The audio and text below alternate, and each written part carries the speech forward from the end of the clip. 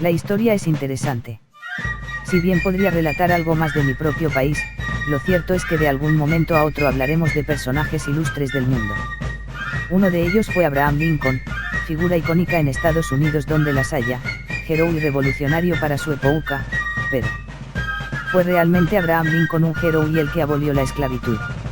Muchas personas le tienen cierta estima al 16º presidente estadounidense Abraham Lincoln, y no es sorpresa, el legado que dejó durante la guerra civil es enorme, tanto para los republicanos de ayer, como para los demócratas de hoy.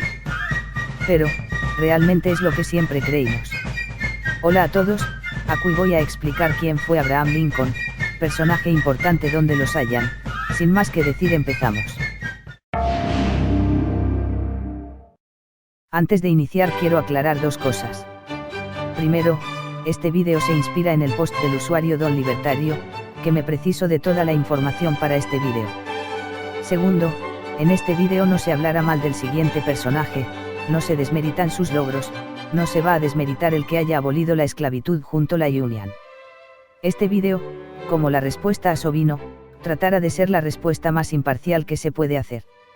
Para ello voy a dividir el vídeo en 4 puntos.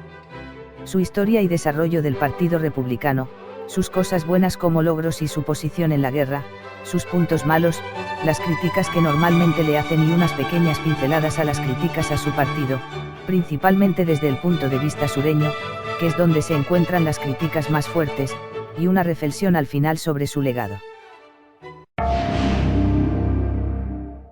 Primero, algo de contexto. Abraham Lincoln fue el 16º presidente de Estados Unidos, durante el periodo de 1861 hasta 1865, Lincoln lideró a los Estados Unidos durante la Guerra de Secesión, el conflicto más sangriento y quizás también la mayor crisis moral, constitucional y política que ha sufrido la nación estadounidense. Al mismo tiempo, preservó la Unión, abolió la esclavitud, fortaleció el gobierno federal y modernizó la economía. Fue electo para un segundo mandato en 1864, un año después fue asesinado, siendo conocido como el precursor del Partido Republicano después de la disolución del Partido Whig en 1854, conocido mundialmente como el presidente que abolió la esclavitud y promulgar un movimiento y sensación antiesclavista dentro del Partido Republicano. Abraham Lincoln nació en el seno de una familia de colonos cuáqueros. Durante su infancia y su juventud, marcadas por la pobreza de su familia, recorrió el Mississippi y vivió de cerca las condiciones infrahumanas que padecían los esclavos negros. Tenía 23 años cuando dejó la granja donde trabajaba para combatir como soldado raso en la guerra contra los indios. Mientras tanto, emprendió su formación autodidacta y hacia 1836 logró licenciarse en Derecho. 2 años antes, su actitud contraria a la esclavitud lo había conducido a intervenir en política, lo que le valió su elección como diputado de Illinois para el periodo 1834 a 1842. Merced a su defensa de mejores condiciones de vida para los negros y a sus dotes oratorias, logró una gran popularidad en todo el estado. Sirvió como capitán en el ejército durante la Guerra de Halcón Negro. Su más notable hazaña fue la salvación de un indio viejo al que su propia gente, a pesar del salvoconducto que llevaba, querían colgar de un árbol. Al comienzo de su carrera política, Lincoln era miembro del Partido Whig de los Estados Unidos y sirvió 4 periodos en la legislatura del estado de Illinois. Fue elegido congresista, diputado, a la Cámara de Representantes del Congreso de los Estados Unidos por el 7º Distrito Congresional del estado de Illinois para el periodo del 4 de marzo de 1847 al 4 de marzo de 1849. Durante los años que venían, el señor Lincoln, después de una fallida nominación a la vicepresidencia, dato curioso, el primer nominado del Partido Republicano fue John Fremont Lincoln en 1858 y posteriormente este se posicionaría entre las elecciones presidenciales. Siendo electo presidente en 1860 con casi el 40% de los votos, ganando ahí ante Stephen Douglas, John Breckinridge y John Bell. Para continuar con esta exposición procederé a contarles qué es el Partido Republicano y cuál era su función para estas épocas. Bueno, según la Wikipedia, es un partido político estadounidense. Junto al Partido Demócrata, son los 2 únicos partidos que han ejercido el poder en dicho país desde mediados del siglo XIX. El partido se asocia comúnmente con el conservadurismo. Durante los últimos años se ha mostrado como el Partido Conservador, y lo ha sido durante los últimos 50 años, pero antes de la era moderna, era un partido más, por ahí sí hay decirlo, moderado, moderados hay todavía, pero el partido acrecentó las filas conservadoras, pero eso será para otro vídeo. El Partido Republicano nace de la unión del sector antiesclavista tanto del Partido Whig, como del Partido Demócrata en la ciudad de Ripon en el estado de Wisconsin, en marzo de 1854. Para muchos que no lo saben, o de plano lo ignoran, de 1854 a 1860, el Partido Demócrata se encontraba fuertemente dividido por dos cosas que generaron bastante polémica. La ley de Kansas-Nebraska y la Constitución de Lecompton, acuerdos que sonaron bastante en esa época. No quisiera extenderme tanto con esto, porque me lo quiero reservar para un vídeo futuro, posiblemente una respuesta a un vídeo que vi hace tiempo. Sigamos. Los logros de Lincoln son varios y muy notorios. No solo fue un campeón en la lucha contra la esclavitud y la integración de los esclavos, ya sean del norte pero en especial de los esclavos del sur, y abrió paso para que los esclavos ya libertos participaran en la política.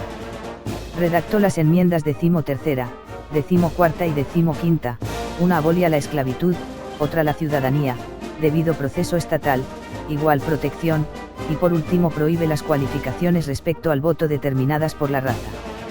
El presidente Abraham Lincoln emitió la Proclamación de Emancipación el 1 de enero de 1863, cuando la nación se acercaba a su tercer año de la Guerra Civil Sangrienta.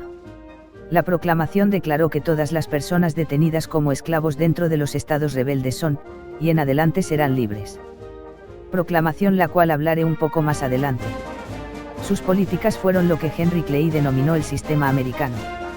En primer lugar, su política aduanera proteccionista benefició al norte, más industrializado, pero perjudicaba al sur, más agrícola.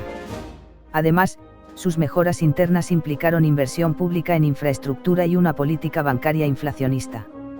Había todo un país en expansión por consolidar, y el modelo confederal de los padres fundadores era obsoleto para estos designios. El recién creado Partido Republicano de Abraham Lincoln se presentó con la propuesta del sistema americano, un modelo económico fundamentado en el desarrollo de la industrialización y el proteccionismo interior, y cómo impulsar la industria y posteriormente mejorar enormemente la economía al menos en las regiones del norte ya que el sur solo se limitaba a exportar materia prima y producir algodón. Aunque eso ha sido discutible en los últimos años.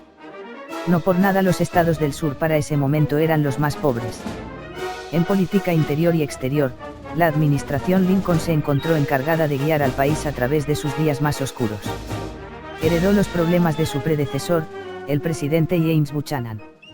En su propio discurso inaugural 4 años antes, Buchanan había llamado a los temas de la esclavitud felizmente, un asunto de poca importancia práctica.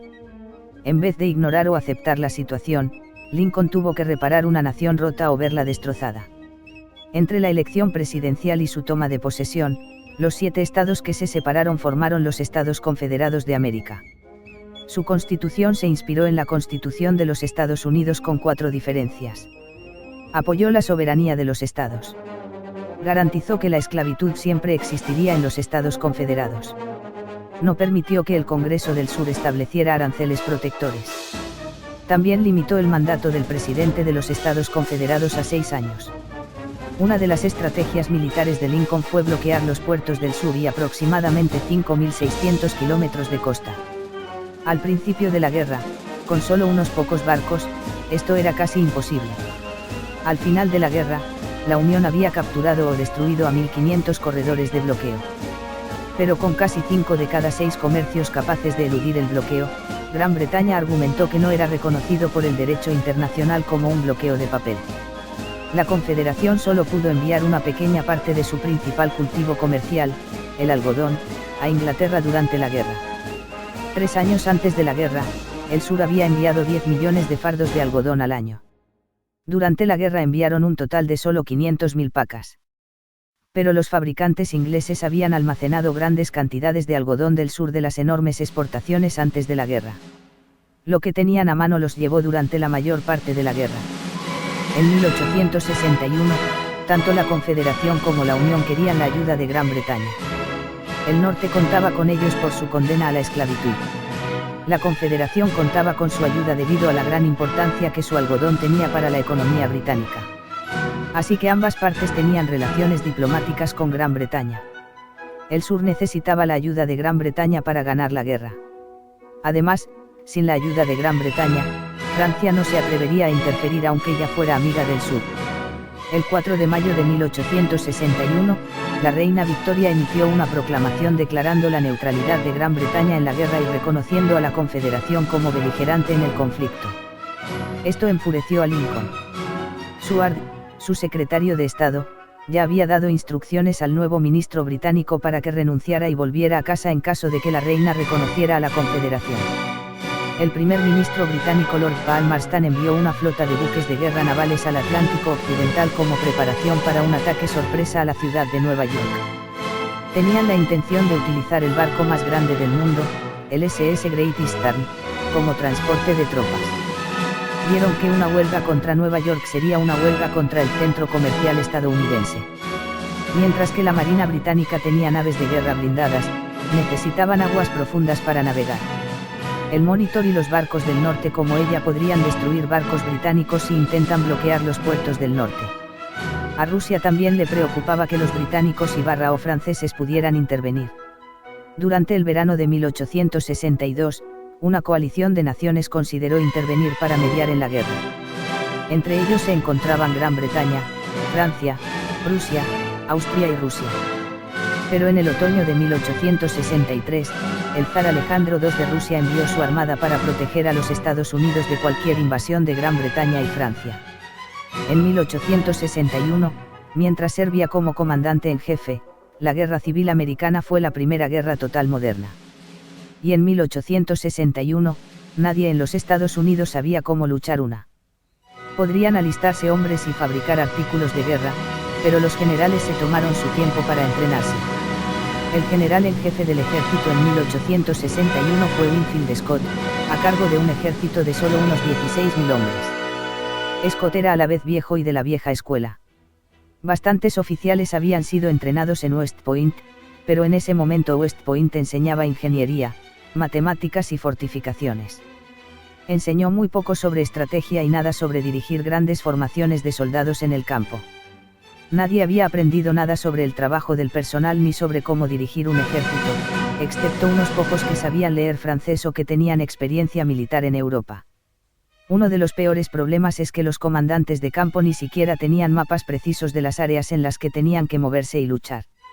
A diferencia de Jefferson Davis, que sí tenía experiencia militar, Lincoln casi no tenía ninguna experiencia parecida.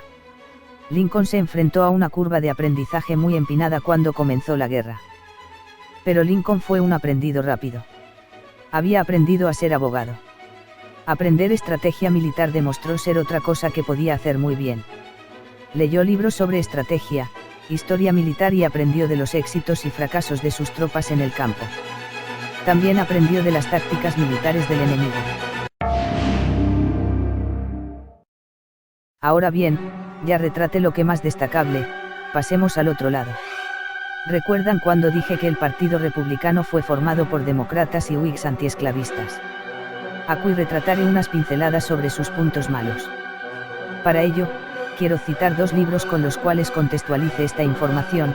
El primero se llama El verdadero Lincoln, una nueva mirada a Abraham Lincoln, su agenda y una guerra innecesaria, del autor Thomas Di Lorenzo, y el segundo se llama Lincoln desenmascarado, lo que se supone que no debes saber sobre el deshonesto Abe, del mismo autor. Y para asegurar que no me pongan en una carpeta de liberal comunista, les digo que no, el señor Di Lorenzo no solo fue crítico de Lincoln, sino de cosas como el New Deal de Roosevelt, y de Alexander Hamilton, quien fuera el primer secretario del Tesoro de dicho país. Ahora sí, empecemos. Muchas personas dentro del partido Whig, al igual que los demócratas en aquel tiempo, también fueron poseedores de esclavos. El último presidente en esa Massachusetts en poseer esclavos fue Zachary Taylor, 12º presidente desde 1849 hasta su muerte el 9 de julio de 1850. De hecho, como dije, los años 50 eran años de alta distensión, por eso mismo. Los demócratas tuvieron esclavos, mas los Whigs no se quedaban atrás. Dato curioso, muchos se defienden que Lincoln era republicano y los esclavistas eran los demócratas. Y es cierto, aunque al final con el tiempo no solo el Partido Demócrata se desembarazó del racismo y de la esclavitud, sino que los republicanos ignoran que viven en un país con cero interés en su propia historia, ni siquiera a los afroamericanos les importa. Lastimosamente Estados Unidos es un país que no le importa su propia historia, y con la liberalización de buena parte del Partido Azul, se puede decir fácilmente que los demócratas ganaron al final. Y a los republicanos no les importó para nada hasta el nacimiento de cierto movimiento que acrecentó actualmente. Se puede decir que se les fue el tren y están reaccionando tarde, y su conservadurismo actual, aunado a ciertas polémicas que cimentaron su racismo, decir esto que mencione no sirve casi para nada hoy día. Durante su mandato se hicieron varias cosas cuestionables como por ejemplo, la limpieza étnica hacia el pueblo navajo. Lincoln organizó en enero de 1864 la llamada Larga Caminata al Bosque Redondo del pueblo navajo, cuyo traslado fue organizado desde su tierra de origen, Arizona. Fueron obligados a caminar en condiciones inhumanas más de 500 kilómetros sin alimento y sin agua. Miles de navajos murieron antes de llegar a su destino. En el mismo año, el general William T. Sherman organizó la quema de Atlanta, algo que muchos unionistas gringos defienden no justifican cuando aun para salvaguardar la Unión y liberar el Estado, hizo más percance hacia los esclavos, eso sin contar la para nada mencionada masacre de Ebenezer Creek, ocurrida en Savannah, 3 meses después de terminada la quema de Atlanta. Los confederados, por más segregacionistas que fueren, no causaron tantas bajas de afroamericanos, con esto no digo que no haya sucedido, sino que fueron pocas. La Union mató a más esclavos en un solo día, que la Confederación en 5 años. Apoyar la secesión en 1848. Los estados sureños no secesionaron por nada relacionado a la esclavitud, sino por la centralización creciente y el poder que adquiría el Estado central que los padres fundadores habían por todos los medios posibles intentado limitar. La Constitución Confederada fue basada en la primera Constitución de estadounidense, que otorgaba el irrevocable derecho a la secesión de estados. Fue él quien mandó a encarcelar a periodistas y a todo que de opusiera, suspendió el habeas corpus, institución importante que permite el derecho de un individuo a denunciar arrestos injustificados, también detenciones arbitrarias y, por qué no, terrorismo de Estado, durante la guerra civil, para que éste no sea juzgado por ello, y con eso declaró una ley marcial, invadió el sur sin consultar al Congreso, orquestó una secesión en Virginia Occidental desde Virginia para instalar un gobierno títere. Pro-Union, usar a los militares para intimidar a los demócratas para que no voten. Recuerdan que dije que mencionaría la proclamación de emancipación. Pues hizo la proclamación de emancipación pasando por alto la Constitución, más que una proclamación fue una acción ejecutiva, mucho más de lo que pudo haber hecho el demócrata Andrew Jackson, próximamente una investigación sobre él y otros más. Hizo caso omiso de los fallos de la Corte Suprema de los Estados Unidos. Envió soldados para evitar que las legislaturas estatales se reunieran. Estuvo involucrado en intentos de asesinato. Cosas que son consideradas violaciones a los derechos civiles. En uno de los debates Lincoln Douglas dijo la siguiente frase: "No tengo ningún propósito de introducir igualdad política social entre la raza blanca y negra. Hay una diferencia física entre los dos, que a mi juicio impediría probablemente su vida en común considerando que resulta ser una necesidad que deba hacer una diferencia. Yo al igual que el juez Stephen Douglas, estoy a favor de que la raza a la que pertenezco tenga la posición superior. Nunca he dicho lo contrario".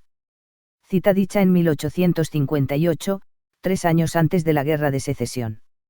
Si bien buscando esa frase di con un blog de un usuario llamado Kevin Wood, que si bien, confirmo que esta frase fue dicha de verdad por él, este pudo interpretar que si tuvo una época de supremacista blanco, ojo, sus palabras, no las emailléis, aunque era más un supremacista humano por eso. Pueden sacar sus propias conclusiones. Es fácil de ver que la Guerra de Secesión se debió a la esclavitud. El mismo Lincoln cita: "Mi objetivo prioritario en esta lucha es salvar la Unión y no salvar o destruir la esclavitud. Si pudiera salvar la Unión sin liberar a ningún esclavo, lo haría, y si pudiera salvarla liberando a alguno y dejando en paz a otros también lo haría. Lo que hago acerca de la esclavitud y la raza de color lo hago porque creo que ayuda a salvar la Unión. Dejando que entrever que si fuera por él, preservaría la esclavitud. Ha aplicado la emancipación solo donde carece de poder para poder aplicarla. La excepción de las partes accesibles de Luisiana, Tennessee y Virginia convierte la declaración en algo no solamente fútil sino ridículo. Palabras publicadas en el periódico New York World, uno de los periódicos más influyente en el norte, en el tiempo en el que se empezaron a emancipar los esclavos. Curiosamente solo se emanciparon los esclavos del sur. Esto deja claro que intentó que se formara cierta revolución entre los esclavos. La verdad, este tipo de temas me tienen contrariados. No mentiré, yo admiraba a este hombre, y bueno, lo sigo haciendo por sus logros. Fue un dolor en el orgullo escribir y relatar esto, sin embargo considero que Lincoln fue menos reaccionario que otros. El legado de Lincoln existe, y es entendible que se le tenga en alta estima. Contra todo pronóstico hizo todo lo que estaba a su mano para redefinir los Estados Unidos a tal grado de llegar a ser lo que es hoy día. Aunque bueno, pese a ser un gran estadista, y haber ganado la Guerra Civil Americana, y hacer rendir a los confederados, no deja de tumbarme en la cabeza estos detalles expuestos. No existe blanco o negro en esta vida, sino que todo es una escala de grises. Haber descubierto esto fue un golpe fuerte para mí, la verdad, pero bueno, esto es más por gusto, por aprender. Sin embargo, hay personas del sur, y algunos intelectuales afroamericanos no comparten esa dicha. En especial los segundos. Lincoln también ha sido admirado por figuras políticas fuera de los Estados Unidos, incluido el teórico político alemán Karl Marx, el líder independentista indio Mahatma Gandhi, la expresidenta liberiana Ellen Johnson Sirleaf, y el revolucionario libio Muammar Gaddafi.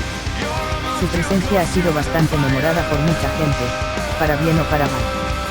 Y bueno, yo me despido porque este vídeo ya fue lo suficientemente largo. Espero verlos en un próximo vídeo. Adiós y hasta el siguiente vídeo.